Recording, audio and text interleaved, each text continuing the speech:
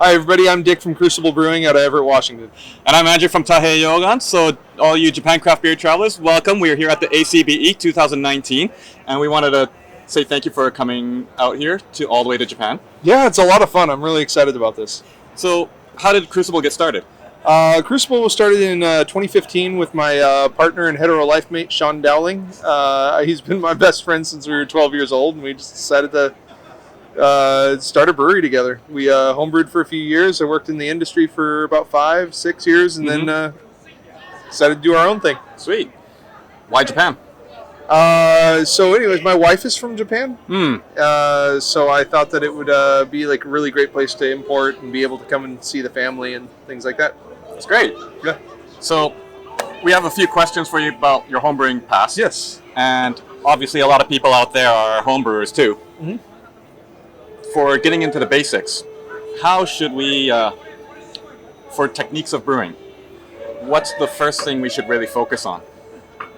So as far as brewing techniques go, I suggest following 3 different things specifically, and if you follow those 3 things, you generally will, even if your recipe needs a little help, you'll make a drinkable product. Mm-hmm.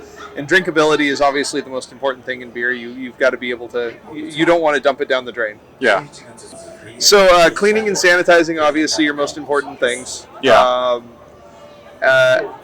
If you don't do that step, your beer is ruined, like almost exclusively. After that, temperature control is probably the second most important thing. Making sure that your fermentation temperature is not too high, not too low. Yeast are happy. The yeast is happy. And then after that, oxygen control. So if you're going to be bottling your beer, if you try to either do like a bottle condition or purging with CO2. Every time you transfer in between vessels, purging everything with CO2 or nitrogen, some kind of inert gas that's not going to... Oxygen is really bad for beer. Of course. Yeah. So.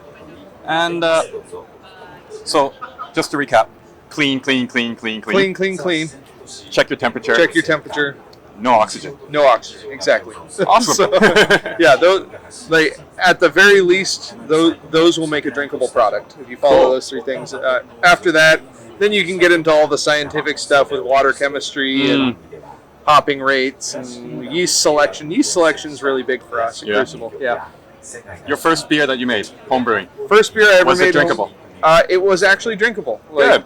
It was not great. It was a little underwhelming. We made an amber ale out of one of those kits, those pre-made kits that you have, and it was okay. It wasn't great. It wasn't very inspiring, but it was good. Do you think it's okay to get started on like little kitchen pots? Absolutely. That's what I did. That's what I did. Yeah. So you heard him. If you want to start homebrewing, those are some great tips to get you started. Yeah. And then you can own your own brewery someday, hopefully. Hopefully. Anyways. If you like being in debt. Well, that's a different story for a different time. Yeah. Anyways, thanks for a few minutes of your time. Yeah, thank you very much for having me. Kanpai. Kanpai.